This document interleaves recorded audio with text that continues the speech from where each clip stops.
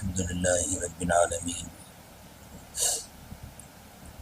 والصلاة والسلام على سيدنا محمد سيد الأولين والآخرين وعلى آله وأصحابه أجمعين.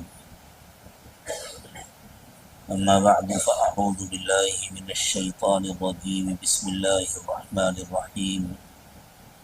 وقال الذين كفروا لا تسمعوا لهذا القرآن والغوا فيه لعلكم تغلبون فلنذيقن الذين كفروا عذابا شديدا ولنجزينهم أسوأ الذي كانوا يعملون ذلك جزاء أعداء الله النار لهم فيها دار الخلد جزاء بما كانوا بآياتنا يجحدون. وقال الذين كفروا ربنا أرنا الذين أضلانا من الجن والإنس نجعلهما تحت أقدامنا ليكونا من الأسفلين. سبحان ربك رب العزة عما يصفون وسلام على المرسلين والحمد لله رب العالمين. اللهم صل على سيدنا محمد وعلى آل سيدنا محمد وبارك وسلم. اللهم صل على سيدنا محمد وعلى آل سيدنا محمد وبارك وسلم. اللهم صل على سيدنا محمد وعلى آل سيدنا محمد وبارك وسلم.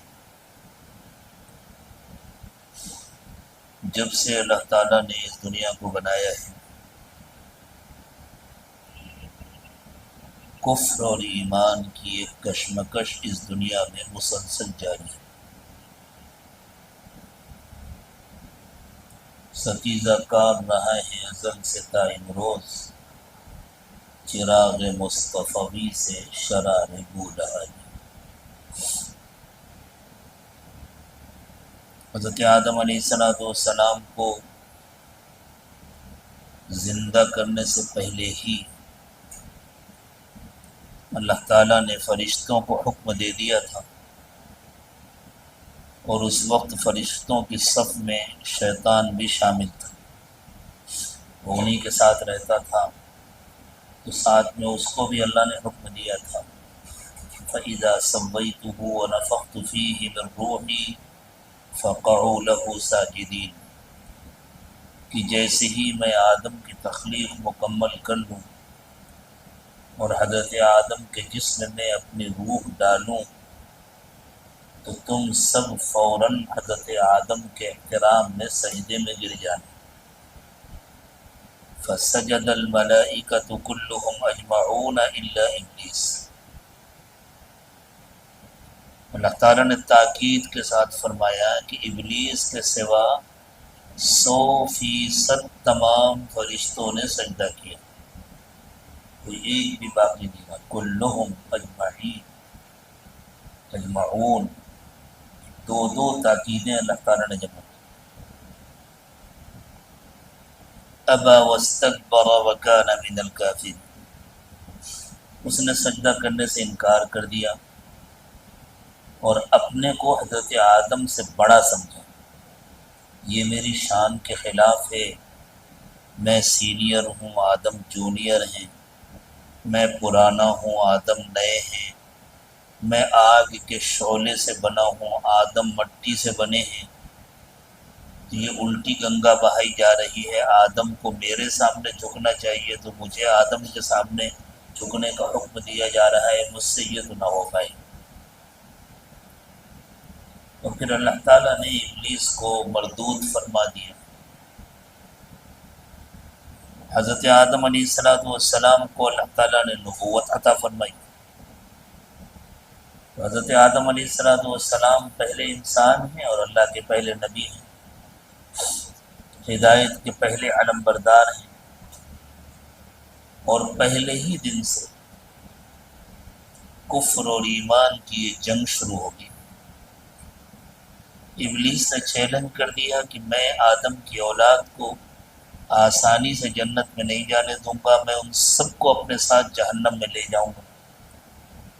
اللہ تعالیٰ نے بھی اس کا چیلنج قبول کر لیا کہ ٹھیک ہے تو اس سے جو ہو سکے وہ کر لے، میں نے بھی طے کیا ہوا ہے ان عبادی لیس لک علیہم سلطان، میرے جو بندے میرے آگے جھک جائیں گے، میری بندگی قبول کر لیں گے، میں ان پر تیرا داؤ نہیں چلنے دوں گا،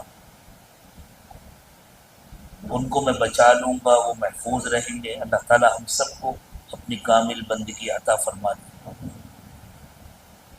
اس کا نتیجہ یہ نکلا کہ ہر زمانے میں انبیاء کرام علیہ والسلام جب اس دنیا میں تشریف لاتے رہے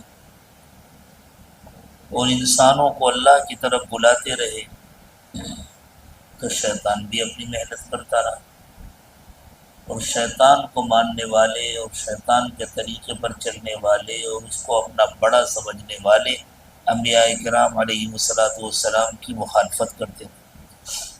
اخیر میں جب تشریف لائے امام الانبیاء سیدنا محمد رسول اللہ صلی اللہ علیہ وسلم، تو جس طرح آپ کی نبوت سب سے بڑی ہے، آپ کی نبوت کے ذریعے تمام نبوتوں کی تکمیل ہوئی، آپ کا مقام و مرتبہ سب سے بلند اور سب سے اونچا ہے، اور آپ پر اللہ تعالیٰ کی رحمت سب سے زیادہ برسی ہے اور برستی رہے گی قیامت تک، تو پھر شیطان نے بھی آپ کی مخالفت میں سب سے زیادہ زور لگایا اور اپنے ماننے والوں کو تیار کیا، اپنے لشکر تیار کیے کہ سب سے زیادہ طاقت کا استعمال کرے اور زور لگائے۔ قرآن پاک میں اللہ تعالیٰ نے ایسی کشش رکھی ہے، ایسی غیر معمولی کشش ہے قرآن میں، کہ قرآن کے معانی جب کسی اور زبان میں بیان کیے جاتے ہیں، وہ اردو زبان ہو، انگریزی زبان ہو، ہندی زبان ہو یا دنیا کی کوئی بھی زبان ہو، تو دل کھنچتے ہیں اور دلوں پر اثر ہوتا ہے۔ تو سوچئے جب قرآن اپنی زبان میں پڑھا جاتا تھا اور پڑھا جاتا ہے، اور وہ لوگ جو اس زبان کے نہایت ماہر ہوتے تھے، جو زبان کی باریکیوں سے پورے طور پر واقف تھے، تو ان پر کیسا اثر ہوتا ہوگا قرآن کا؟ جادو سے زیادہ قرآن کا اثر ہوتا تھا۔ اسی لیے مشرکین قرآن کو جادو کہتے تھے، انہیں معلوم تھا یہ جادو نہیں ہے، کسی جادوگر کا کلام قرآن جیسا نہیں ہو سکتا، لیکن ان کے سمجھ میں نہیں آتا تھا کہ اور کہیں کیا، اگر اس کو جادو نہ کہیں تو کیا کہیں؟ جو ایک مرتبہ سن لیتا ہے بس وہ محمد صلی اللہ علیہ وسلم کا غلام بے دام بن جاتا ہے۔ ایک صحابی اپنا قصہ بیان کرتے ہیں، وہ بڑے سمجھدار تھے، اپنے علاقے کے بڑے تھے، اپنے قبیلے کے سردار تھے اور شاعر بھی تھے، زبان کی باریکیوں سے اور زبان کی نزاکتوں سے خوب واقف تھے۔ مکہ مکرمہ آئے ہوئے تھے حج یا عمرے کے لیے، پورا عرب آتا تھا مکہ مکرمہ میں، مکہ تو مرکز تھا عرب کا، اور اس زمانے میں مکہ دنیا کا سب سے بڑا تجارتی مرکز تھا۔ تو مکہ مکرمہ جب تشریف لائے تو مکہ والوں نے ان کو ڈرا دیا کہ ہمارے یہاں ایک جادوگر پیدا ہو گیا ہے، لوگ اس کی باتیں سن کر گمراہ ہو جاتے ہیں، بھٹک جاتے ہیں، اور اس کی بات سے گھروں میں جھگڑے ہو جاتے ہیں، میاں بیوی میں جھگڑے ہو جاتے ہیں، بھائیوں بھائیوں میں جھگڑے ہو جاتے ہیں، لوگ اپنے باپ دادا کے دین سے اور مذہب سے بیزار ہو جاتے ہیں، تو تم ذرا ہوشیار رہنا، بچ کر رہنا۔ وہ کہتے ہیں میں مکے والوں کی باتیں سن کر اتنا گھبرا گیا کہ میں جب اپنے قیام گاہ سے باہر نکلتا تو کان میں روئی ٹھوس کر نکلتا کہ کہیں اس جادوگر کی کوئی بات میرے کان میں نہ پڑ جائے۔ چند دن گزرے تو کہتے ہیں مجھے اپنے اوپر ہنسی آئی، کیا بیوقوفی ہے، میں سردار ہوں، سمجھدار ہوں، دنیا دیکھا ہے میں نے، اور کسی کی بات سن کر اس طرح میں بھٹک جاؤں گا، گمراہ ہو جاؤں گا۔ مجھے سننا تو چاہیے کہ وہ کہنے والا کہتا کیا ہے، وہ سنانے والا کیا سناتا ہے۔ تو کہتے ہیں پھر میں نکلا کان میں روئی لگائے بغیر اور حرم پاک میں آیا۔ رسول اکرم صلی اللہ علیہ وسلم حرم پاک میں نماز میں قرآن کی تلاوت فرما رہے تھے، کہتے ہیں جیسے ہی میں نے قرآن سنا میرے دل نے گواہی دی. یہ اس کو لوگ جادو کہتے ہیں. اللہ کی قسم یہ کسی انسان کا کلام نہیں ہے، یہ تو اللہ کا کلام ہے.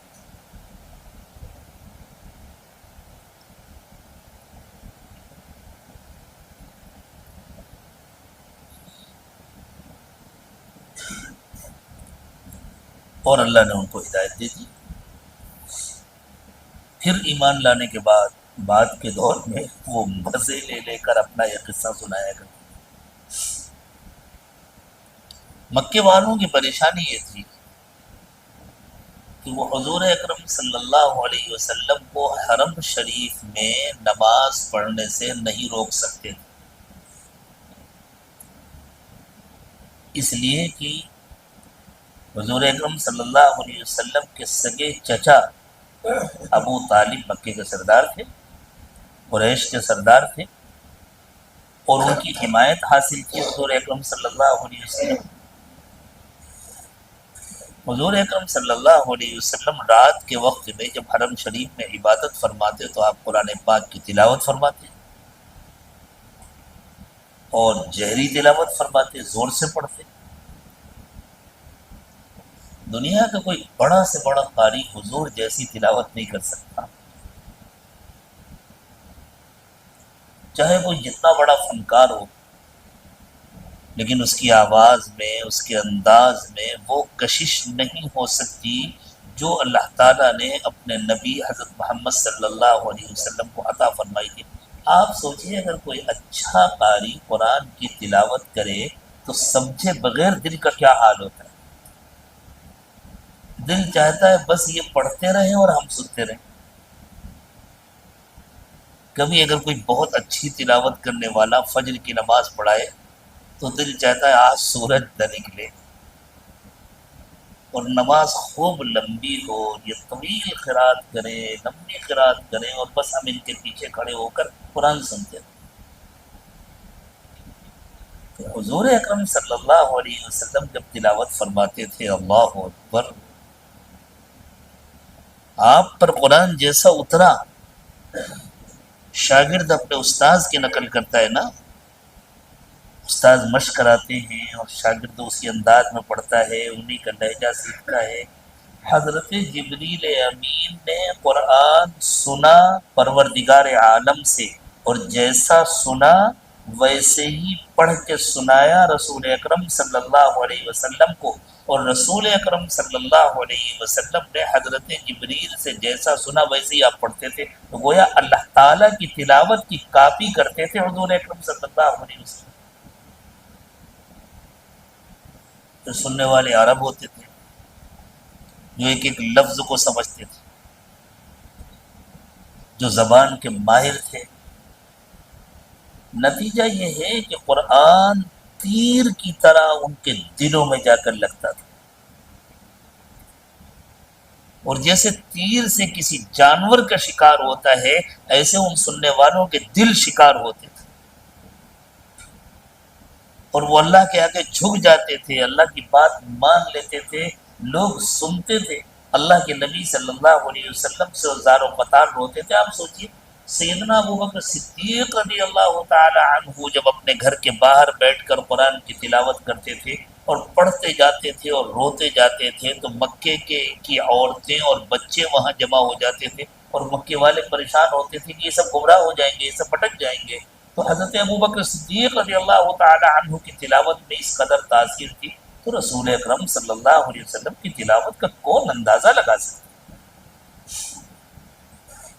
اب مکے والے اس پوزیشن میں نہیں تھے کہ حضور کو روک دیتے کہ آپ یہاں آ کر نماز نہیں پڑھ سکتے، آپ یہاں آ کر تلاوت نہیں کر سکتے. تو انہوں نے اس مسئلے کا یہ حل تلاش کیا تھا اپنے ناقص عقلوں سے کہ جب محمد صلی اللہ علیہ وسلم قرآن پڑھا کریں گے نماز میں تو ہم لوگ شور مچایا کریں. جیسے آج کل مسجدوں کے باہر ڈھول پیٹے جاتے ہیں، تاشے بجائے جاتے ہیں تاکہ نمازیوں کی نماز خراب ہو، عبادت کرنے والوں کی عبادت میں خلل پڑے. تو وہ لوگ تالیاں بجاتے تھے، آوازیں نکالتے تھے، شور کرتے تھے تاکہ اتنی آوازیں بلند ہو جائیں کہ رسول اکرم صلی اللہ علیہ وسلم کی تلاوت کوئی نہ سننے پائے. اور یہ اتفاقی واقعہ نہیں تھا، اس کا باقاعدہ ان لوگوں نے مشورہ کیا تھا اور آپس میں طے کیا تھا. تو اللہ تعالیٰ نے فرمایا وقال الذین کفروا لا تسمعوا لهذا القرآن، ناشکروں نے، نافرمانوں نے آپس میں یہ مشورہ کیا ہے کہ خبردار اس قرآن کو مت سننا. انہیں یہ ڈر تھا دوسرے تو متاثر ہوتے ہیں، کہیں ایسا نہ ہو ہم سنیں تو ہم متاثر ہوتے. سیدنا عمر ابن خطاب رضی اللہ تعالی عنہ تقریباً 5 سال تک شدید مخالف تھے.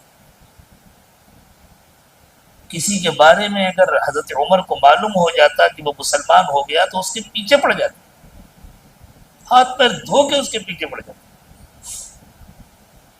جب اللہ کے نبی صلی اللہ علیہ وسلم نے صحابہ کرام کو حبشہ ہجرت کرنے کی اجازت دی، کیونکہ مکے کے حالات تو بہت دشوار ہیں، بہت مشکل حالات ہیں. اس وقت یو پی کے جیسے حالات ہیں وہ کچھ بھی نہیں ہے اس دور کے مقابلے. اللہ تعالیٰ بڑی آزمائشوں سے ہماری حفاظت فرمائے. تو ایک گھرانہ تھا، وہ لوگ حبشہ جانے کی تیاری کر رہے تھے. شوہر کچھ سامان خریدنے کے لیے باہر گئے ہوئے تھے اپنی ضرورت کا سامان لانے کے لیے. بیوی گھر میں اس زمانے کی جیسی بھی پیکنگ ہوتی تھی، گٹھری وٹری باندھتے ہو جو کرتے ہو وہ کر رہی تھی. وہ لوگ حضرت عمر رضی اللہ تعالی عنہ کے رشتہ دار تھے. حضرت عمر ان کے گھر میں آ گئے اور آ کر بڑے تاثر کے ساتھ پوچھا تم لوگ بھی جا رہے ہو؟ تو انہوں نے کہا کیا کریں، جب مکے میں تم ہمیں اللہ کی عبادت نہیں کرنے دیتے تو ہم جا رہے ہیں، جہاں ہمیں اللہ کی عبادت کا موقع ملے گا وہاں جا کے رہیں گے. حضرت عمر تھوڑی دیر کھڑے رہے اور پھر واپس آئے. جب شوہر واپس آئے تو بیوی نے کہا کہ عمر ابن خطاب آئے تھے اور آج میں نے دیکھا ان کے چہرے کا رنگ بدلا ہوا تھا. انہوں نے بڑے افسوس کے ساتھ پوچھا تھا کہ تم لوگ بھی جا رہے ہو، اور میں نے یہ جواب دیا تھا اور میں نے محسوس کیا تھا کہ عمر کی آنکھوں میں آنسو آ رہے تھے جب وہ واپس گئے تھے.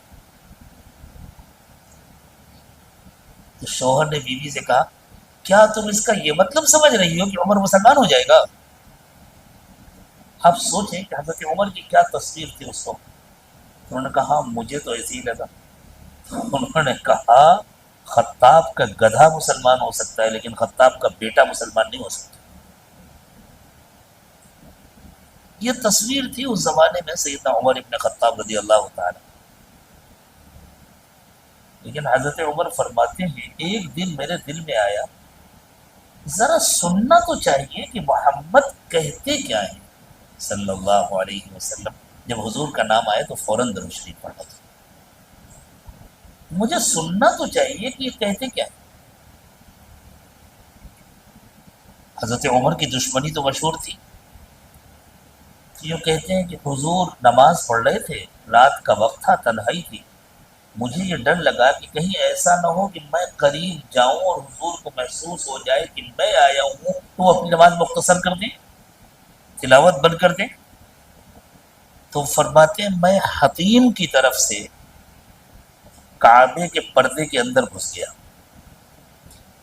پردہ اس زمانے میں بھی ڈالا جاتا تھا کعبے پر، اور آج کل تو اونچا کر کے باندھ دیا جاتا ہے اس لیے کہ خطرہ ہوتا ہے حاجی لوگ نوچ لے جائیں گے. ماشاءاللہ ہمارے ہندوستان کے حاجی کیا کہنے، ان کا بس چلے تو کعبے کا کوئی پتھر اکھاڑ لے. لیکن اس زمانے میں اس طرح باندھا نہیں جاتا تھا، نیچے تک رہتا تھا، اور اتنا موٹا بھی نہیں ہوتا تھا جتنا آج کل موٹا ہوتا ہے. تو حضرت عمر کہتے ہیں میں اس طرف سے داخل ہوا، حضور اس طرف تھے. یہ رکن یمانی اور حجر اسود کے درمیان کا جو حصہ ہے اس کے سامنے کھڑے ہو کر کعبے کی دیوار کے پاس حضور اطمینان سے نماز پڑھ رہے تھے اور تلاوت فرما رہے تھے. اور اللہ کے نبی صلی اللہ علیہ وسلم جب تلاوت فرماتے تھے تو ایسا لگتا تھا جیسے اللہ کے سامنے کھڑے ہو کر کے پڑھ رہے ہیں، بالکل دنیا اور دنیا میں جو کچھ ہے اس سے غافل ہو کر کے بس اللہ کی طرف متوجہ ہوتے تھے. حضرت عمر کہتے ہیں میں چپ کے پردے کے اندر کھسک کر بالکل سامنے آ گیا کہ میرے اور محمد صلی اللہ علیہ وسلم کے درمیان زیادہ فاصلہ نہیں رہ گیا، اور میں نے اطمینان سے قرآن سنا، اور قرآن جو میرے دل میں اترنا شروع ہوا اور قرآن نے جو میرے دل کی دنیا بدلنی شروع کی تو میں پریشان ہو گیا۔ ایک طرف پرانے عقائد تھے، ایک طرف باپ دادا کا مذہب تھا وہ اپنی طرف کھینچ رہا تھا، اور ایک طرف قرآن تھا جو اپنی طرف کھینچ رہا تھا۔ میں اس کشمکش سے اتنا پریشان ہو گیا کہ میں گھبرا کر تلوار لے کے نکلا تھا کہ میں جا کر نعوذ باللہ محمد صلی اللہ علیہ وسلم کو ختم کر دوں گا تاکہ یہ کشمکش ختم ہو جائے۔ لیکن ہوا کیا، راستے میں ہی ڈھیر ہو گئے۔ یہ جو واقعہ مشہور ہے نا کہ حضرت عمر تلوار لے کر نکلے تھے حضور اکرم صلی اللہ علیہ وسلم کو قتل کرنے کے ارادے سے، اور پھر بہن کے گھر پہنچے، بہنوئی کے گھر پہنچے اور بہن سے پوچھا کہ کیا پڑھ رہے تھے، اور پھر بہنوئی کو مارا، اور پھر بہن نے ان کو پلٹ کر کے جواب دیا۔ یہ واقعہ یہاں سے نہیں شروع ہوتا، یہاں سے شروع ہوتا ہے کہ میں سنا دوں کہ سیدنا عمر ابن خطاب رضی اللہ تعالیٰ عنہ نے قرآن سنا تھا۔ اور آج بھی جو اتنی زیادہ دشمنی ہو رہی ہے نا، اطمینان رکھیے کچھ ہے جو دل کے اندر اپنا کام کر رہا ہے، اس لیے تو دشمنی ہو رہی ہے۔ بظاہر تو یہ لگ رہا تھا نا کہ حضرت عمر حضور کو قتل کرنے نکلے ہیں، لیکن وہ قرآن دل کے اندر اترا ہوا تھا اور وہ اپنا کام کر رہا تھا، اور وہاں تک حضور تک پہنچنے سے پہلے ہی حضرت عمر ڈھیر ہو گئے۔ اور جب حضور کے پاس پہنچے تو غلام بن کر کے پہنچے کہ یا رسول اللہ کلمہ پڑھنے آیا ہوں، اور بس اس دن سے سیدنا عمر ابن خطاب رضی اللہ تعالیٰ عنہ کی شخصیت ہی بدل گئی۔ یہ جو مخالفین تھے یہ صرف دوسروں کے لیے نہیں ڈرتے تھے، اپنے لیے ہی ڈرتے تھے کہیں ہم نہ بدل جائیں۔ تو ان لوگوں نے آپس میں طے کیا کہ بس حرم میں جب رسول اکرم صلی اللہ علیہ وسلم نماز میں قرآن کی تلاوت کریں گے تو ہم لوگ خوب شور مچائیں گے، اتنا شور مچائیں گے کہ ہماری آوازیں حضور کی آواز سے اونچی ہو جائے، ہماری آوازیں غالب ہو جائے، اور رسول اکرم صلی اللہ علیہ وسلم کی آواز مغلوب ہو جائے، کوئی سننے نہ پائے، ہم جیت جائیں نعوذ باللہ وہ ہار جائے۔ اس کو قرآن پاک نے نقل کیا ہے ان آیات میں، وقال الذین کفروا لا تسمعوا لهذا القرآن، نافرمانوں نے آپس میں مشورہ کیا کہ اس قرآن کو مت سننا، والغوا فیہ، اور اتنا شور مچانا لعلکم تغلبون کہ تمہاری آوازیں اونچی ہو جائیں ان کی آواز نیچی ہو جائے۔ اللہ فرمانے انہیں پتہ ہے اس کا نتیجہ کیا نکلے گا، فَلَنُذِيقَنَّ الَّذِينَ كَفَرُوا عَذَابًا شَدِيدًا، ہم ان نافرمانوں کو سخت عذاب کا مزہ چکھائیں گے، وَلَنَجْزِيَنَّهُمْ أَسْوَأَ الَّذِي كَانُوا يَعْمَلُونَ، اور یہ جو بدترین کام کر رہے ہیں، یہ جو ان کا کام ہے کہ قرآن کی آواز کے مقابلے میں اپنی آوازوں کو بلند کرنا، حضور کی آواز کے مقابلے میں شور مچانا، یہ ایسا بدترین کام ہے، ہم ان کے اس بدترین کام کا بدلہ ان کو ضرور دیں گے۔ اور وہ کیا بدلہ ہے؟ دنیا میں چاہے ہم پکڑ کریں یا نہ کریں، دنیا میں اللہ تعالیٰ اپنی مصلحت کے مطابق فیصلہ فرماتے، فوراً پکڑ نہیں کرتے۔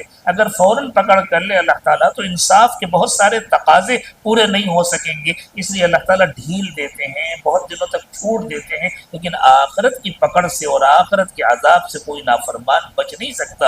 ذالک جزاء اعداء اللہ، یہ اللہ کے دشمنوں کا بدلہ ہے۔ اور کیا بدلہ ہے؟ النار، جہنم کی آگ، لہم فیہا دار الخلد، ان انکار کرنے والوں کو، ان مخالفت کرنے والوں کو اس آگ میں ہمیشہ رہنا ہو۔ دنیا کی آگ میں اگر کسی کو اٹھا کے ڈال دیا جائے تو کتنی دیر تک تکلیف ہوگی؟ جب تک جان نہیں جائے گی، جب تک مرے گا نہیں اسی وقت تک تکلیف ہوگی، نہیں ادھر مرا ادھر تکلیف مت۔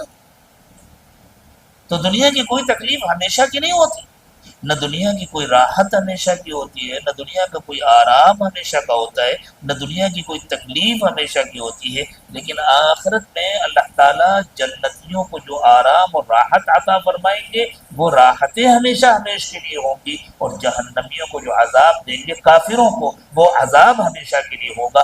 جن ایمان والوں کو ان کی صفائی کرنے کے لیے، ان کی دھلائی کرنے کے لیے، ان کے تزکیے کے لیے اگر انہوں نے دنیا میں اپنا تزکیہ نہیں کرایا آیا تھا تو پھر ان کا آخرت میں تزکیہ ہوگا، لیکن وہ ایمان کے ساتھ گئے تھے، ان کا عذاب تو وقتی ہوگا، لیکن وہ وقتی بھی اتنا لمبا ہوگا کہ اللہ ہماری حفاظت فرمائے۔ ایک ایک نماز چھوڑنے پر ہزاروں سال کا عذاب ہوگا، کیونکہ جہنم کی مدت بہت لمبی ہوگی نا۔ آخرت کا ایک دن ہماری دنیا کے 50,000 سال کے برابر ہوگا۔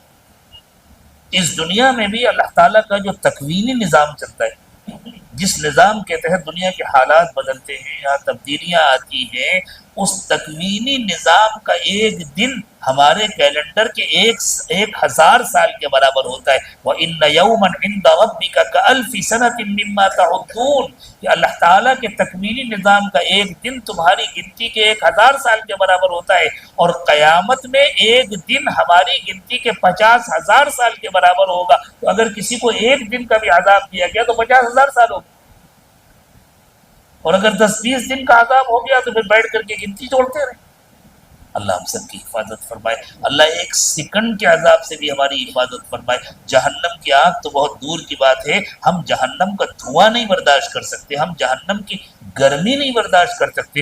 حضور اکرم صلی اللہ علیہ وسلم نے فرمایا ہے کہ جو سخت گرمی کا موسم آتا ہے تو جہنم ایک مرتبہ سانس لیتی ہے، باہر کو سانس لیتی ہے تو گرمی آتی ہے، اندر کو سانس لیتی ہے تو سردی آتی ہے۔ ہم سے جہنم کی کوئی سانس برداشت نہیں ہوتی، سردی میں بھی ہم پریشان ہو جاتے ہیں، گرمی میں بھی ہم پریشان ہو جاتے ہیں۔ تو اتنے فاصلے سے جب جہنم کی سانس ہم برداشت نہیں کر پاتے تو جہنم کی گرمی اور جہنم کا دھواں اور جہنم کی آگ کون برداشت کر سکتا ہے؟ اللہ ہم سب کی حفاظت کرتا ہے۔ جزاء بما كانوا بآياتنا يجحدون، وہ ہماری نشانیوں کو جھٹلایا کرتے تھے، یہ اس کا بدلہ ہے کہ ان کو ہمیشہ ہمیشہ کے لیے جہنم میں ڈالا جائے۔ اب جب جہنم میں جائیں گے تب یاد آئے گا ہم اتنے برے تو نہیں تھے۔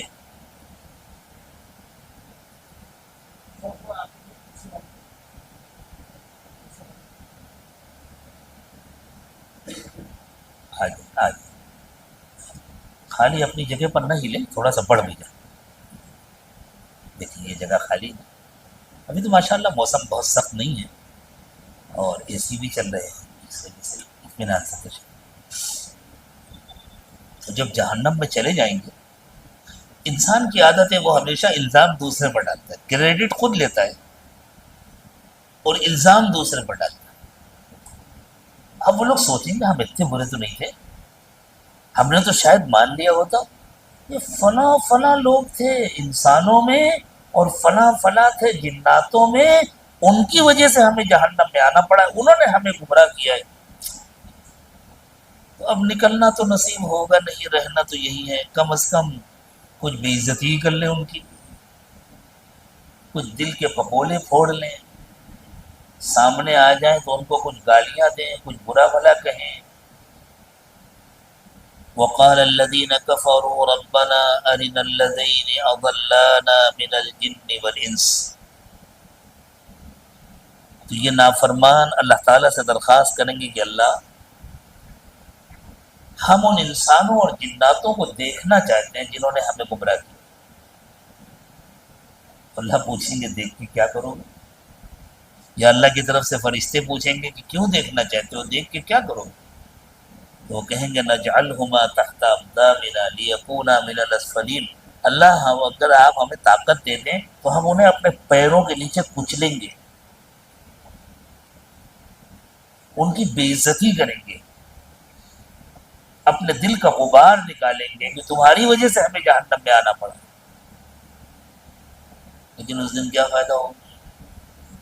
اللہ تعالیٰ نے ایک دوسرے موقع پر ارشاد فرمایا کہ جب یہ سب لوگ دیکھنا چاہیں گے نا تو اللہ تعالیٰ شیطان کو سامنے کر دیں گے، شیطان ان کے سامنے آئے گا۔ وقال الشیطان لما قضی الامر ان اللہ وعدکم وعد الحق، جب فیصلہ ہو جائے گا جہنمیوں کے لیے جہنم کا اور جنتیوں کے لیے جنت کا فیصلہ ہو جائے گا، اور جہنمی بڑا آہ و بیلا کریں گے کہ ہم تو اتنے برے نہیں تھے، ہم نے تو بالکل مان لیا ہوتا، لیکن ہم کیا بتائیں کچھ انسانوں نے اور کچھ جناتوں نے ہم کو گمراہ کیا تھا، اور ان سب کے پیچھے اصل شیطان کا ہاتھ تھا۔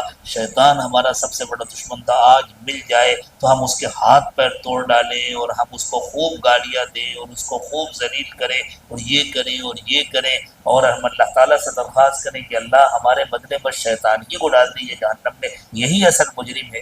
تو اللہ کی طرف سے حکم ہوگا، وہ سامنے آئے گا، بھائی اتنی گالیاں کیوں دے رہے ہو، میری بات سنو۔ بے وقوفی تو تم نے خود کی تھی، سب کو معلوم ہے اللہ کا وعدہ سچا ہے، اور سب کو معلوم ہے شیطان کے وعدے جھوٹے ہیں۔ میں نے تم سے جھوٹے وعدے کیے تھے، میں نے تم کو کامیابی کا جھانسا دیا تھا، میں نے یوں کہا تھا کہ تم میری بات مانو تو تمہاری دنیا بھی بن جائے گی، آخرت بھی بن جائے گی، بلکہ آخرت کے سلسلے میں تو میں نے تم کو سمجھایا تھا کہ آخرت کی باتیں صرف دھوکہ ہے، مرنے کے بعد کون اٹھتا ہے، آج تک کوئی مردہ اٹھ کے آیا ہے کیا؟ قبرستان سے ہم نے کسی کو دوبارہ نکلتے ہوئے نہیں دیکھا، نعوذ باللہ، یہ سب بے فضول باتیں ہیں اور جھوٹی باتیں ہیں، اور دنیا میں میرا کہنا مانو، دیکھو فلاں نے میرا کہنا مانا، اس نے خوب سودی کاروبار کیا، اور اس نے خوب دھوکہ دیا، اور خوب بےایمانی کی، اور خوب چوری کی، آج دیکھو وہ کتنا بڑا آدمی بن گیا، کتنی بڑی جائیداد اس نے بنا لی، تم بھی میرا کہنا مانو، میں تم کو بھی ترقی کے راستے پر چلاؤں گا۔ تو میں نے تم سے جتنے وعدے کیے تھے سارے جھوٹے وعدے تھے، اور تمہیں معلوم تھا کہ شیطان جھوٹا ہے، تم میرے بارے میں جانتے تھے، اس کے باوجود تم نے میری باتوں کو یقین کیا، تو تمہاری بے وقوفی تھی، تمہاری ناسمجھی تھی، مجھے کیوں گالیاں دے رہے ہو؟ گالی دینا ہے تو اپنے آپ کو دو۔ ان اللہ وعدکم وعد الحق ووعدتکم فاخلفتکم، اللہ نے تم سے سچا وعدہ کیا تھا، میرا تو وعدہ جھوٹا تھا، میں نے جھوٹ بولا تھا، میں نے وعدہ خلافی کی۔ وما كان لي عليكم من سلطان الا ان دعوتكم فاستجبتم لي، اور یہ بتلاؤ کہ میرے پاس کوئی رسی تھی جس سے میں نے تمہیں باندھا تھا، میرے پاس کوئی ڈنڈا تھا جس سے میں نے تم کو ہانکا تھا، میں نے تمہارے ساتھ کوئی زبردستی کی تھی؟ ارے میں نے تو صرف ایڈ کیا تھا اپنا، میں نے تو تم کو آواز دی، تم خود دوڑے چلے آئے۔ وما كان لي عليكم من سلطان، میرا کوئی زور نہیں تھا، میری طرف سے کوئی زبردستی نہیں تھی، الا ان دعوتکم فاستجبتم لی، میں نے تم کو بلایا اور تم دوڑے چلے۔ فلا تلومونی ولوموا انفسکم، تم مجھے گالیاں مت دو، گالی دینے کا شوق ہے تو اپنے آپ کو گالی دو، اپنی عقلوں کا ماتم کرو۔ ما انا بمصرخکم وما انتم بمصرخی، اور دیکھو اب مجھے بھی جہنم میں جلنا ہے، تم کو بھی جہنم میں جلنا ہے، نہ میں تمہارے کام آ سکتا ہوں نہ تم میرے کام آ سکتے ہو۔ انی کفرت بما اشرکتمونی من قبل، اور تم نے مجھے اللہ کے ساتھ شریک کیا تھا، آج میں ان ساری باتوں کا انکار کروں، میری کوئی حیثیت نہیں تھی، میری کوئی حقیقت نہیں تھی، میں جھوٹا تھا، میں مکار تھا، تم لوگوں نے میری بات مانی، تم نے بے وقوفی کی، اس لیے میرے اوپر الزام مت رکھو، اپنے آپ پر الزام رکھو، اپنے کو کوسو، اپنے کو گالیاں۔ ان الظالمین لهم عذاب علیم، اللہ کی طرف سے اعلان ہوگا تم سب ظالم ہو، تم سب نے اپنے اوپر ظلم کیا تھا، شیطان نے بھی ظلم کیا اپنے آپ پر تم کو گمراہ کر کے، اور تم نے بھی اپنے آپ پر گمراہ ظلم کیا شیطان کا کہنا مان کر کے۔ آج ظالموں کے لیے بدترین عذاب ہے، سخت ترین عذاب ہے، اب چلے جاؤ چپ چاپ جہنم میں، اور ہمیشہ ہمیں جہنم میں رہو، اب اگلی جتنی کانفرنسیں کرنی ہے وہیں جا کے کرنا، اور ایک دوسرے کو جتنا دل چاہے گالیاں دینا، لیکن اب کسی کو وہاں سے نکلنا نصیب نہیں ہو۔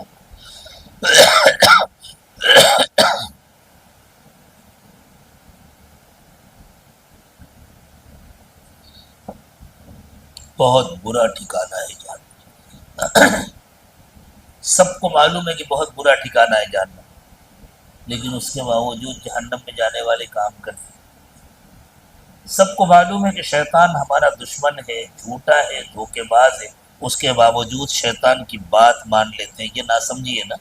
اللہ اس ناسمجھی سے ہمیں بچا لے، اللہ اس ناسمجھی سے ہمیں سچی توبہ کرنے کی توفیق عطا فرمائے، اور اللہ تعالیٰ کی طرف سے امتحان ہوتا ہے، آزمائش ہوتی ہے، اس لیے اللہ نے جنت کے راستے کو ذرا مشکل بنایا ہے اور جہنم کے راستے کو آسان بنایا ہے۔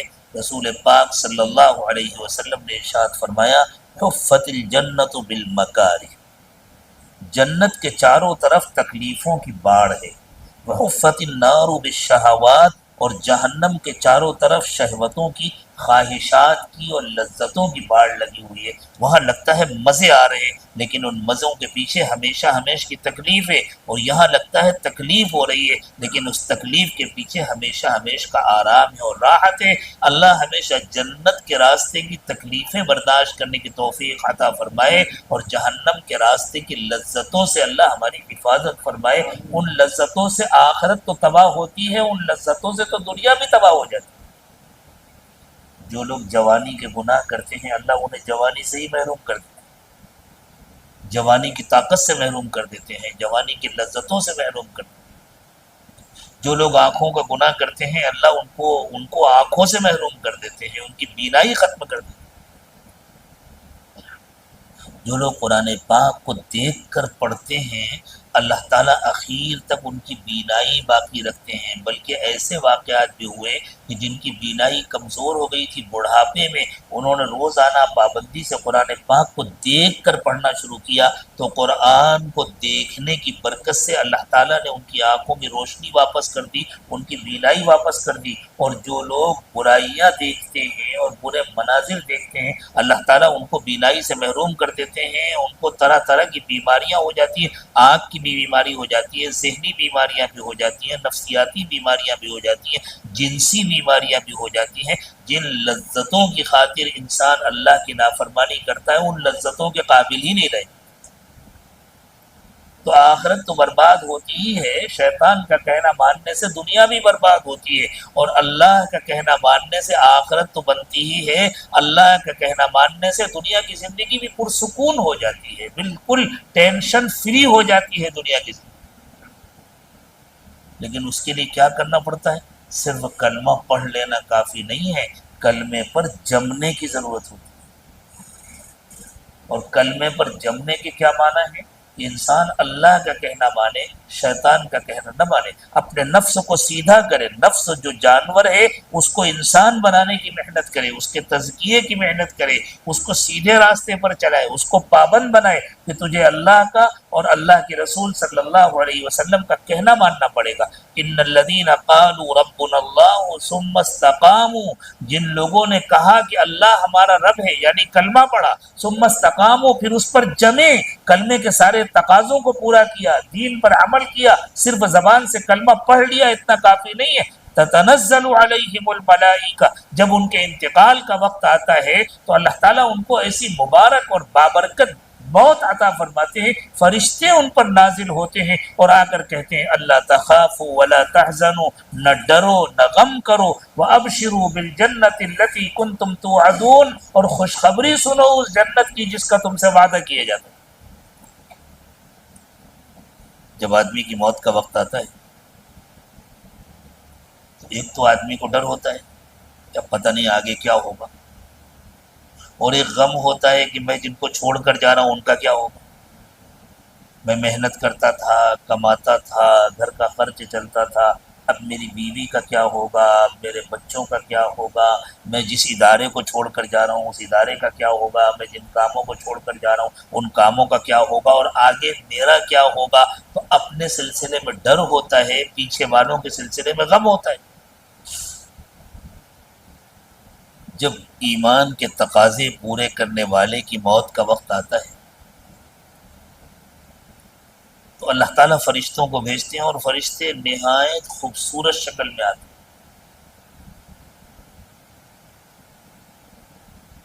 جس شکل میں فرشتے آتے ہیں اور کوئی انعام نہ ملے تو وہی سب سے بڑا انعام ہے۔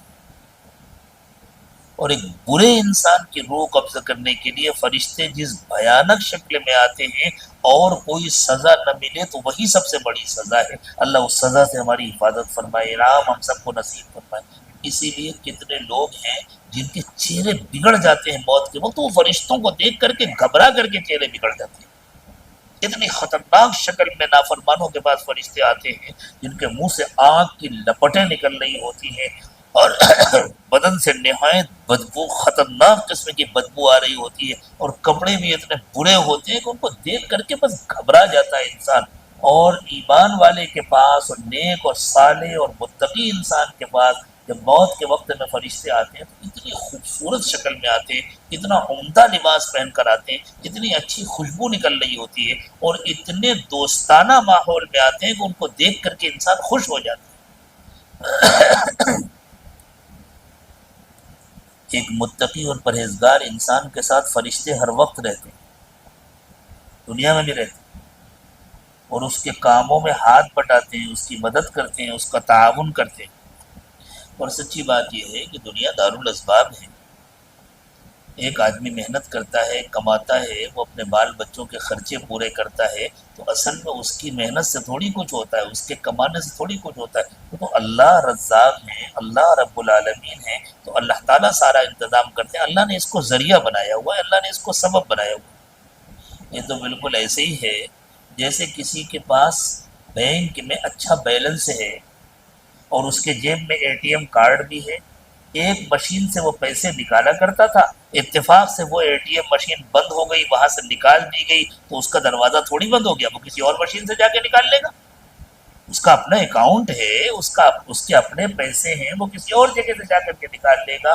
بالکل اسی طرح رب العالمین تو اللہ تعالیٰ ہیں، رزاق تو اللہ تعالیٰ ہیں، تو فرشتے آ کر کے اطمینان دلاتے ہیں کہ تم کیوں پریشان ہوتے ہو، تمہاری زندگی میں بھی تمہارے بال بچوں کو اللہ کھلاتے تھے، تم کو اللہ نے ذریعہ بنایا ہوا تھا، اب اگر تم دنیا سے جا رہے ہو تو اللہ تو نہیں جا رہے ہیں نا، اور ہم تمہاری مدد کیا کرتے تھے، ہم تو موجود ہیں، ہم انشاءاللہ تمہارے گھر والوں کی دیکھ بھال کریں گے اور اللہ تعالیٰ ان کو کھلائے پلائیں گے، تو غم ختم ہو جاتا ہے فرشتوں کی اس تسلی سے، اور انسان پہچان لیتا ہے، چونکہ جو فرشتے ہمارے ساتھ ساتھ رہتے ہیں، جو ایمان والے کے ساتھ ہوتے ہیں، جو نیک اور متقی انسان کے ساتھ ہوتے ہیں، انسان کی روح ان فرشتوں کو پہچانتی ہے، اگرچہ ہم اپنے جسم سے ان فرشتوں کو دیکھ نہیں پاتے اور پہچانتے نہیں، لیکن روح پہچانتی ہے۔ تو موت کے وقت میں روح پہچاننے کی ہاں یہی فرشتے تو تھے جو میرے ساتھ رہتے تھے، تو ان کی تسلی سے اس کو بڑا اطمینان ہو جائے گا، غم ختم ہو جائے گا۔ جو لوگ پیچھے رہے جا رہے ہیں ان کے سلسلے میں غم ختم ہو جائیں گے، نہیں ہم سب کے دیکھنے والے اللہ ہیں اور اللہ انتظام کریں گے، مجھے کوئی فکر کرنے کی ضرورت نہیں ہے۔ اب مسئلہ ہے کہ میرا کیا بنے گا، میں اللہ کے پاس جا رہا ہوں، میرا کیا بنے گا؟ تو فرشتے سامنے سے پردہ ہٹائیں گے، جیسے کسی اسٹیج سے پردہ ہٹایا جاتا ہے اور پیچھے کے مناظر نظر آتے ہیں، ایسے پردہ ہٹائیں گے اور کہیں گے تم کاہے کے لیے پریشان ہو رہے ہو، تم دیکھو جن جنتوں کو تم سے وعدہ کیا جاتا تھا وہ کیسی سجی ہوئی ہیں، اور تمہارے استقبال کی کیسی تیاریاں ہیں، دیکھو دونوں طرف لائن سے فرشتے کھڑے ہوئے ہیں، اور وہاں دیکھو جنت کے دروازے پر حوریں کھڑی ہوئی ہیں اور تمہارا انتظار کر رہے، تم کیوں پریشان، بس چلو جلدی سے۔ تو وہ کہے گا پھر دیر کیوں کر رہے ہو، جلدی لے کر چلو۔ اسی لیے اللہ تعالیٰ نے سورۃ النازعات میں مومن کی اور کافر کی روح قبض کرنے کے جو فرشتوں کے الگ الگ طریقے ہیں ان کو بیان کیا، کیوں فرمایا کہ جب پردے ہٹ جاتے ہیں اور جب ایک نافرمان کو، ناشکرے کو جہنم نظر آتی ہے اور عذاب نظر آتا ہے اور فرشتے اس بھیانک شکل میں نظر آتے ہیں، تو روح جسم کے اندر چھپتی ہے، وہ نکلنا نہیں چاہتی، اور فرشتے اندر جا کر کے ہاتھ ڈال کر کے اس کو کھینچ کر نکالتے۔ والنازعات غرقا، ان فرشتوں کی قسم جو اندر گھس کر گہرائی میں جا کر ہاتھوں سے کھینچ کر کے روح کو نکالتے۔ اور جو نیک انسان ہوتا ہے اس کے سامنے سے جب پردے ہٹتے ہیں اور اسے جنت کے مناظر نظر آتے ہیں تو وہ کہتا ہے جلدی چلو، فرشتے کہتے ہیں ذرا رکو، ابھی 2 سیکنڈ اور باقی ہے، ابھی دنیا میں تمہارے لیے جو وقت مقرر تھا اس میں چند سیکنڈ اور باقی ہے، تو اس کے لیے وہ چند سیکنڈ انتظار کرنا مشکل ہو جاتا ہے، کیسے وقت ختم ہو اور سامنے جیسے ریبن لگا ہو نا کہ بس وہ کٹے اور میں بھاگوں۔ والناشطات نشطا، تو ایسا لگتا ہے جیسے کوئی گرہ بندھی ہوئی تھی، بس فرشتوں نے گرہ کھولا اور وہ روح دوڑتی ہوئی روانہ ہو جاتی ہے، اس لیے کہ وہ پریشان، کہاں ہم دنیا میں پھنسے ہوئے تھے، اتنی گندی دنیا، اتنی مکھیاں، اتنے مچھر، اتنی گرمی، اتنی سردی، اتنی پریشانی، روزانہ کوئی نئی الجھن، روزانہ کوئی نیا ٹینشن۔ اللہ اکبر، ان جنتوں میں ہمارا انتظام ہے، یہاں ہمارے لیے رہنے کا انتظام ہے، جیسے کسی کے لیے 5 اسٹار ہوٹل میں انتظام ہو اور وہ بغیر اے سی والی گاڑی سے گیا ہو تو جلدی سے دروازہ کھول کے دوڑتا ہے بھائی اندر جائے ٹھنڈے ٹھنڈے موسم میں، کب تک بیٹھے رہیں گے اس گرم گرم گاڑی میں؟ اسی طرح وہ جلدی سے جانا چاہتا ہے، جلدی سے ہم جنت میں پہنچے، کب تک پھنسے رہیں گے اس دنیا میں؟ لیکن فرشتے کہتے ہیں ذرا رکو ذرا رکو، ابھی 2 سیکنڈ اور باقی، ابھی 3 سیکنڈ اور باقی ہے، تو اس کے لیے یہ 2 سیکنڈ اور 3 سیکنڈ گزارنا مشکل ہو جاتا ہے، اور جیسے ہی وقت ختم ہوتا ہے وہ دوڑ کر کے لپک کر کے جنت کی طرف چلے جاتا ہے۔ والناشطات نشطا ان الذين قالوا ربنا اللہ، جن لوگوں نے مان لیا کہ اللہ ہمارا رب ہے، کلمہ پڑھ لیا، لا الہ الا اللہ محمد رسول اللہ پڑھ لیا، اس لیے کہ اللہ کو رب مانا کس کے ذریعے؟ حضرت محمد صلی اللہ علیہ وسلم کے ذریعے۔ حضرت محمد صلی اللہ علیہ وسلم کو اللہ کا رسول مان کر کے آپ کے ذریعے اللہ کو اپنا رب مانا، ثم استقاموا، پھر اس پر جمے۔ ہم سب نیت کر لیں انشاءاللہ، اب ہمیں کلمے پر جمنا ہے، شیطان کی کوئی بات نہیں ماننی، کہیں نہیں ماننا، نہ مسجد میں، نہ گھر میں، نہ بازار میں، نہ روڈ پر، نہ تنہائی میں، نہ مجمع میں، کہیں کبھی شیطان کی کوئی بات نہیں ماننی۔ شیطان ہمارا دشمن ہے، ہمیں اس سے دشمنی کرنی ہے، ہمیں اس کو دشمن بنا کر کے رکھ رہا ہے، اور ہمیں خود بھی ہوشیار رہنا ہے ہر وقت کہ یہ ہمارا دشمن ہے، اس کی باتوں میں آئے تو یہ ہمیں پھنسا دے گا۔ ان الشیطان لکم عدو فاتخذوه عدوا، اللہ تعالیٰ نے حکم دیا دیکھو شیطان تمہارا دشمن ہے، تم اسے ہمیشہ دشمن ہی سمجھنا تو بچ پاؤ گے۔ اگر یہ خیال کمزور ہو گیا اور تم نے کبھی اس کو اپنا دوست سمجھ لیا، ہمدرد سمجھ لیا، تو وہ تمہیں پھنسا دے گا، فوراً پھنسا دے گا۔ تتنزل علیہم الملائکہ، ایسے لوگوں پر موت کے وقت میں فرشتے اترتے ہیں اور آ کر کہتے ہیں اللہ تخافوا ولا تحزنوا، جو تفصیل ابھی عرض کی گئی اس کو ذہن میں رکھیے، اللہ تخافوا، ڈرو مت، ولا تحزنوا، غم مت کرو، وابشروا بالجنت التي كنتم توعدون، اور خوشخبری سنو اس جنت کی جس کا تم سے وعدہ کیا جاتا تھا۔ اب آدمی کو یہ فکر ہوگی اکیلے کیسے جائیں گے؟ فرشتے کہیں گے اکیلے کیوں جاؤ گے؟ ہم ہیں نا تمہارے ساتھ، ساری زندگی ہم تمہارے ساتھ رہے تو یہاں ساتھ تھوڑی چھوڑ دیں گے، چلو ہمارے ساتھ، نحن اولیاؤکم فی الحیات الدنیا وفی الآخرہ، ہم تمہارے دوست ہیں دنیا کی زندگی میں بھی، اور ہم تمہارے دوست ہیں آخرت میں بھی۔ وَلَكُمْ فِيهَا مَا تَشْتَهِي أَنفُسُكُمْ وَلَكُمْ فِيهَا مَا تَدَّعُونَ، وہاں جو تمہارا من چاہے گا وہ ملے گا۔ چند دنوں کے لیے اپنے من کو دبا لو، چند دنوں کے لیے اپنے نفس کو پابند کر لو، چند دنوں کی زندگی ہے، یہاں نفس کا کہنا نہ مانو، اور اپنے نفس کے تزکیے کی فکر کر لو، اس کو صاف ستھرا کر لو، اس کو پاکیزہ کر لو، اس کو نفس مطمئنہ بنا لو۔ جنت میں ہر طرح کی آزادی ہوگی، وہاں جو تمہارا من کرے گا وہ تمہیں ملے گا، جو مانگو گے وہ دیا جائے گا۔ یہاں تو دنیا میں ہر آدمی کی ہر تمنا نہیں پوری ہوتی، لیکن جنت میں ہر آدمی کی ہر تمنا پوری ہوگی۔ نزلا من غفور الرحیم، کیوں؟ اس لیے کہ وہاں تم مہمان ہوگے اور غفور الرحیم تمہارے میزبان ہوں گے، اللہ میزبان ہوں گے جو بہت معاف کرنے والے ہیں۔ کوئی آدمی اس قابل تو نہیں ہے کہ وہ اپنے اعمال سے جنت میں جائے، لیکن اللہ معاف کرنے والے ہیں۔ اللہ تعالیٰ اس کی نیت کو دیکھ کر، اس کی محنتوں کو دیکھ کر، اس کی کوششوں کو دیکھ کر کے اس کے گناہوں کو معاف کر دیں گے، اور سارے گناہ معاف ہو جائیں تب بھی ہماری نیکیاں اس قابل نہیں ہے کہ ہمیں جنت میں اپنی زندگی بھر کی نیکیوں کے بدلے میں جنت کا ایک گلاس پانی مل سکے۔ تو چلو اللہ نے معاف تو کر دیا، لیکن اتنی نعمتیں کیسے ملیں گی؟ تو اللہ فرما رہے ہیں ہم صرف غفور تھوڑی، ہم رحیم بھی تو ہیں نا، ہم بہت مہربان ہیں، ہم یہ ساری نعمتیں اپنی مہربانی سے تمہیں عطا کریں گے، اور تم ہمارے مہمان ہوں گے، ہم تمہارے میزبان ہوں گے۔ اور جب کسی کے گھر میں کوئی مہمان آتا ہے تو میزبان مہمان کی حیثیت نہیں دیکھتا، میزبان اپنی حیثیت کے مطابق انتظام کرتا ہے، تو اللہ تعالیٰ بھی اپنی حیثیت کے مطابق اپنے شایان نشان انتظام کریں گے، اللہ تعالیٰ ہماری حیثیت کو نہیں دیکھیں۔ وَمَنْ أَحْسَنُ قَوْلًا مِّمَّنْ دَعَا إِلَى اللَّهِ وَعَمِلَ صَالِحًا، اس سے اچھی کس کی بات ہو سکتی ہے جو لوگوں کو اللہ کی طرف بلائے، خود بھی نیک اعمال کرے، وقال اننی من المسلمین، اور یوں نہ کہے میں بہت بڑا آدمی ہوں، یوں کہے میں تو معمولی سا ایک مسلمان ہوں، میں تو اللہ کا نیک و فرمانبردار بندہ بننا چاہتا ہوں، میں نے تو اپنے کو اللہ کے حوالے کر دیا۔ اس کے اندر عاجزی ہو، اس کے اندر انکساری ہو، اس کے اندر تواضع ہو، اور وہ خود بھی اللہ کا کہنا مانتا ہو اور دوسروں کو بھی اللہ کی طرف بلاتا ہو، دوسروں کو بھی اللہ سے جوڑتا ہو۔ وَلَا تَسْتَوِي الْحَسَنَةُ وَلَا السَّيِّئَةُ، اور پھر اللہ تعالیٰ فرمانا ہے جب تم یہ کام کرو گے تو تمہیں تکلیفوں کا سامنا ہوگا، تمہیں پریشانیوں کا سامنا ہوگا، لوگ تمہیں برا بھلا کہیں گے۔ تو اگر تمہیں کوئی گالی دے تو تم پلٹ کی گالی مت دو، اگر تمہیں کوئی تکلیف پہنچائے تو تم پلٹ کے تکلیف نہ پہنچاؤ۔ جیسے کسی بزرگ نے فرمایا اگر تمہارے راستے میں کسی نے کانٹا ڈالا اور تم نے بھی اس کے راستے میں کانٹا ڈال دیا تو ساری دنیا میں کانٹے ہی کانٹے ہو جائیں گے۔ ارے کوئی کانٹا ڈالے تو کوئی تو پھول ڈالنے والا ہو، اس نے کانٹا ڈالا تم اس کے راستے میں پھول ڈالو، اس نے تمہیں گالی دی تم اسے دعا دو، اس نے برا بھلا کہا تم اس کے ساتھ حسن سلوک کرو۔ وَلَا تَسْتَوِي الْحَسَنَةُ وَلَا السَّيِّئَةُ، دیکھو نیکی اور برائی دونوں برابر نہیں ہوتے۔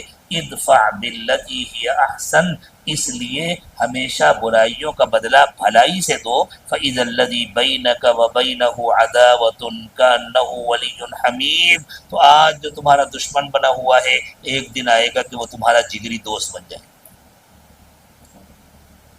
اس نصیحت کو ماننا آسان نہیں ہے، اس نصیحت کو ماننے کے لیے بڑا دل گردہ چاہیے، اس نصیحت کو ماننے کے لیے بہت مضبوط دل چاہیے۔ وما یلقاها الا الذین صبروا، اس نصیحت کو وہی مانتے ہیں جن کے اندر صبر ہوتا ہے، جنہوں نے اپنے کو اللہ کے سپرد کر دیا ہوتا ہے۔ ہمیں تو ہر حال میں اللہ کا حکم ماننا ہے، ہمیں تو ہر حال میں اللہ کا کہنا ماننا ہے، اور وہ اس پر جمے ہوتے ہیں۔ وما یلقاها الا ذو حظ عظیم، اور بڑے خوش نصیب ہوتے ہیں وہ لوگ جو اس نصیحت کو مان لیتے ہیں۔ اللہ ہمیں بھی ماننے کی توفیق عطا فرمائے۔ جو ہمارے ساتھ ظلم کر رہے ہیں، زیادتی کر رہے ہیں، ہم ان کے ساتھ دعا کریں، ہم ان کے لیے دعا کریں۔ لیکن وہ ظالم، سمجھیں دور کے اشارے، جن کے بارے میں اللہ تعالیٰ نے فیصلہ کر دیا ہے ضربت علیہم الذلۃ اینما ثقفوا، کہ وہ دنیا میں جہاں بھی رہیں گے ان پر ذلت مسلط ہے، ان کے ساتھ ہمیں کوئی نرمی نہیں کرنی، ان کے لیے تو بد دعا کرنا چاہیے، ان کے لیے تو قنوت نازلہ پڑھنا چاہیے۔ اور ان کی مخالفت کا ایک یہ بھی طریقہ ہے کہ وہ اللہ کے جس دین کو مٹانا چاہتے ہیں ہم اس دین پر عمل کریں اور ان کا معاشی بائیکاٹ کریں، ان کے ساتھ کوئی لین دین نہ کریں، ان کا کوئی سامان استعمال نہ کریں، ان کا کوئی سامان نہ خریدیں۔ اسٹیٹس لگانے کی ضرورت نہیں ہے، اعلانات کرنے کی، ہمارے یہاں شو بازی بہت ہو گئی، عمل کرنے کی ضرورت ہے۔ اپنے گھروں کا جائزہ لیں کہ ہمارے گھروں میں ان دشمنوں کی کوئی چیز تو نہیں استعمال ہو رہی، اس کو نکالیں۔ دکانداروں کو مجبور نہ کریں، دکانداروں کی تو مجبوریاں ہوتی ہیں، ان پر دباؤ نہ ڈالیں۔ اور پھر ملک کے حالات، سیاسی حالات بھی ایسے نہیں ہیں، اور اس کی وہ دکانداروں کی، بھائی دکاندار سے گاہک مانگے گا تو ان کو بیچاروں کو اپنی دکان چلانا ہے، آپ لینا بند کریں، آپ اپنے گھروں کو پاک و صاف کریں، ان دشمنوں کے ساتھ نہیں۔ لیکن یہ جو ہمارے مقامی لوگ ہیں نا، ان کے ساتھ ہم بھلائی کریں، ان کے ساتھ ہم نیکی کا معاملہ کریں، ان کے لیے دعائے خیر کریں، تو انشاءاللہ کل کو یہی ہمارے مددگار بنیں گے، یہی ہمارے دست بازو بنیں گے۔ اور اللہ نے چاہا تو یہ ان کے اندر وہ کردار پیدا ہوگا جو اللہ تعالیٰ نے صحابہ کرام میں حضرت عمر کو عطا فرمایا، حضرت خالد ابن ولید کو عطا فرمایا، حضرت اکرمہ ابن ابی جہل کو عطا فرمایا، کیسے کیسے لوگ تھے، حضرت وحشی کو عطا فرمایا، کیسے کیسے لوگ تھے، اللہ تعالیٰ نے ان کے دلوں کو کیسا بدلا۔ اللہ ہمیں بھی ذریعہ بنائے اور اللہ اس ملک کو ہدایت کا مرکز بنائے، ہدایت کا گہوارہ بنائے، اور اللہ ہمیں توفیق عطا فرمائے کہ ہم دین پر جمیں، یہ مجمع طے کرے پورا، اب ہم دین پر جمیں گے۔ آج تک جتنے گناہ ہوئے، جتنی نافرمانیاں ہوئیں، ہم اللہ تعالیٰ سے سچی پکی توبہ کریں، اسی نیت کے ساتھ توبہ کے کلمات پڑھیں، اور آج کے بعد سے یہ نیت کریں کہ انشاءاللہ جان بوجھ کر کوئی گناہ نہیں کریں گے، کوئی غلطی ہو جائے گی تو فوراً توبہ کر لیں گے، اور ہم اللہ کے بندے ہیں اور حضرت محمد صلی اللہ علیہ وسلم کے امتی ہیں، ہمارے آئیڈیل محمد رسول اللہ صلی اللہ علیہ وسلم ہیں، اس لیے ہم سر سے پیر تک اپنے آپ کو حضور اکرم صلی اللہ علیہ وسلم کی سنتوں سے سجائیں گے اور اپنے دل کو اللہ کی یاد سے آباد کریں گے۔ وآخر دعوانا ان الحمد للہ رب العالمین۔ توبہ کے کلمات پڑھیں اسی نیت کے ساتھ انشاءاللہ آج تک ہم سے جتنے گناہ ہوئے ہم سب سے سچی پکی توبہ کر رہے ہیں۔ آج کے بعد سے انشاءاللہ جان بوجھ کر اللہ کی نافرمانی نہیں کریں گے، جان بوجھ کر حضور اکرم صلی اللہ علیہ وسلم کا کوئی مبارک طریقہ نہیں چھوڑیں گے، کوئی سنت نہیں چھوڑیں گے۔ جن لوگوں کو سلسلے میں داخل ہونا ہے وہ ساتھ میں بیعت کی بھی نیت کریں۔ بسم اللہ الرحمن الرحیم، لا الہ الا اللہ محمد الرسول اللہ صلی اللہ علیہ وسلم، آمنت باللہ وملائکتہ وکتبہ ورسلہ والیوم الآخر والقدر خیرہ وشرہ من اللہ تعالی والبعث بعد الموت، آمنت باللہ کما ہوا باسمائہ وصفاتہ وقبلت جمیع احکامہ، اشہد ان لا الہ الا اللہ واشہد ان محمدا عبدہ ورسولہ، استغفر اللہ ربی من کل ذنب واتوب الیہ برحمتک یا ارحم الراحمین۔ اللہ تعالیٰ ہماری توبہ کو قبول فرما لے، ٹوٹنے سے اس کی حفاظت فرمائے۔ ہمارے بزرگوں نے کچھ معمولات بتلائے ہیں، ان کو غور سے سنیں اور ان کی خوب پابندی کریں۔ معمولات کی جتنی پابندی کریں گے اور گناہوں سے جتنا بچیں گے، سنتوں کا جتنا اہتمام کریں گے، اتنی زندگی بدلے گی، دل میں اللہ کی محبت بڑھے گی، آخرت کی فکر ہوگی اور اللہ تعالیٰ کی طرف سے رحمتوں اور برکتوں کی بارش ہوگی۔ آپ کو خود نظر آئے گا، آپ کو اپنی زندگی کی تبدیلی محسوس ہوگی، آپ کے گھر والوں کو انشاءاللہ آپ کی تبدیلی محسوس ہوگی اور برکتیں محسوس ہوگی۔ صبح و شام کی تسبیحات پڑھا کریں، ایک تسبیح استغفار کی اور ایک تسبیح درود شریف کی۔ اسی طرح روزانہ قرآن پاک کی تلاوت کریں، چلتے پھرتے اٹھتے بیٹھتے ہر وقت دل میں اللہ کا دھیان رکھیں اور تھوڑا سا وقت نکال کر کے 20-25 منٹ روزانہ صبح اور شام مراقبہ کر لیا کریں، اور مہینے میں ایک مرتبہ اپنے شیخ کو اپنے حالات کی اطلاع کریں، واٹس ایپ کے ذریعے اطلاع کریں، اور جب بھی حالات لکھیں تو اپنا نام اور اپنے شہر کا نام ضرور لکھیں۔ پورا پوسٹل ایڈریس لکھنے کی ضرورت نہیں ہے، کانپور والے صرف کانپور لکھ دیں، الہ آباد والے صرف الہ آباد لکھ دیں، جہاں کے ہیں بس اپنے شہر کا نام لکھ دیں اور اپنا نام لکھ دیں، تاکہ یہ معلوم ہو کہ کس کا پیغام ہے اور کہاں سے آیا ہے۔ تھوڑی دیر مراقبہ کر لیں، پھر دعا کریں گے۔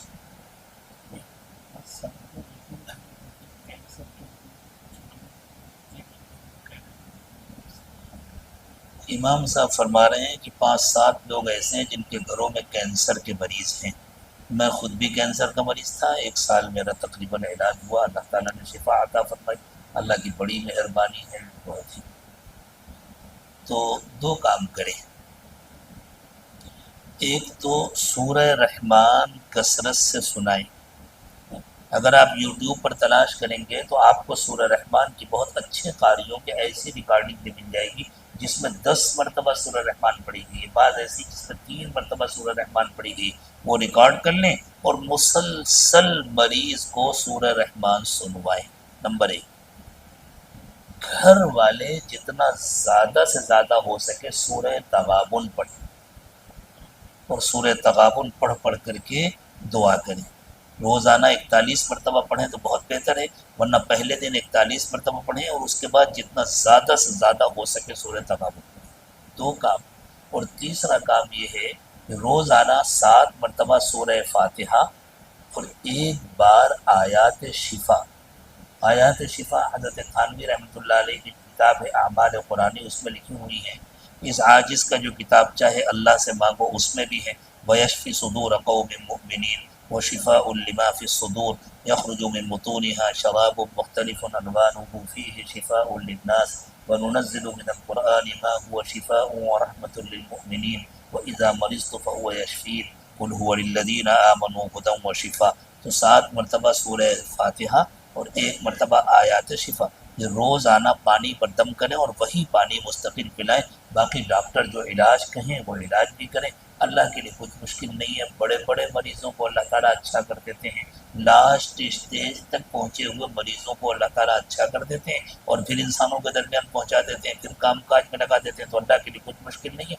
مایوس بالکل نہ ہو، اللہ کی رحمت سے مایوس بالکل نہ ہو، نہ مریض کے سامنے ایسی باتیں کرے کہ وہ مایوس ہو، مریض کو بھی اطمینان دلائے کہ اللہ تعالیٰ کے لیے کچھ مشکل نہیں۔ اللہ تعالیٰ نے تو حضرت حزیر علیہ السلام کو موت دینے کے بعد 100 سال کے بعد اٹھا کر کھڑا کر دیا تھا۔ مردہ انڈے سے اللہ تعالیٰ زندہ بچہ نکالتے ہیں، تو جو اللہ مردے کو زندہ کرنے پر قادر ہیں، وہ زندے کو بچانے کے لیے کیا اللہ کے لیے کیا مشکل ہے؟ اللہ تعالیٰ کی رحمت میں کوئی کمی نہیں ہے۔ اگر موت کا وقت آ گیا ہے تو پھر اللہ تعالیٰ خیر و عافیت کے ساتھ ایمان کی موت عطا فرمائے، لیکن اگر زندگی مقدر ہے تو اللہ تعالیٰ اچھا کر دیں گے، بالکل مایوس ہونے کی ضرورت نہیں ہے۔ اطمینان رکھیں، کوئی بیماری ایسی نہیں ہے جس کا علاج نہ ہو۔ اللہ کے رسول صلی اللہ علیہ وسلم نے فرمایا اللہ تعالیٰ نے جو بیماری بھی پیدا فرمائی ہے اس کا علاج بھی پیدا کیا۔ اور اگر یہ اندیشہ ہو کہ کسی قسم کا کوئی سحر وغیرہ ہے، کوئی جادو ہے یا کوئی جناتی اثر ہے، عام طور سے نظر بد اور جادو اور سحر کا نتیجہ ہوتا ہے، تو نظر بد کا ایک غسل لکھا ہے اس عاجز نے اپنی کتاب اللہ سے مانگو میں، اس کا بھی اہتمام کریں۔ اور سحر وغیرہ کا اگر خدشہ لگے تو رقیہ شرعیہ سنانے کا اہتمام کریں، انشاءاللہ سب کو شفا حاصل ہوگی۔ تھوڑی دیر مراقبہ کر لیں، آنکھیں بند کر لیں، سر کو جھکا لیں، دنیا اور دنیا میں جو کچھ بھی ہے اس سب سے ہٹ کٹ کر اللہ کی یاد میں کھو جائیں، اور یہ نیت کریں کہ اللہ کی رحمت آ رہی ہے، میرے دل میں سما رہی ہے، میرے دل سے گناہوں کو دھو رہی ہے، اور میرا دل کہہ رہا ہے اللہ اللہ اللہ۔ زبان سے اللہ اللہ نہ کہیں، بس یہ نیت کریں کہ دل اللہ اللہ کہہ رہا ہے، میں سن رہا ہوں۔